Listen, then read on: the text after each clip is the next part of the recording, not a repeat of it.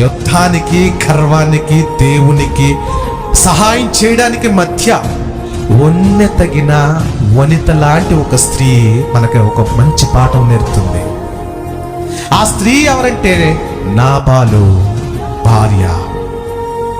నాబాలు భార్య దావీదు సహాయం చేయయ్యా అని ఒక గొప్ప ఐశ్వర్యవంతుడిని, రీచ్ మ్యాన్ ని అడిగినప్పుడు, ఆ రీచ్ మ్యాన్ నేను ఎందుకు వాళ్ళని గరానగా తలగరేసి సమాధానం చెప్పినప్పుడు, ఆ తలదించుకుని దేవుని ప్రార్థించి దేవునికి భయపడిన తన భార్య చూడండి తగ్గించుకొని నాబాలు కంటే ముందు దావీదు కోసం పరిగెత్తుకొని ఊరు బయటికి వెళ్ళిపోయిందట.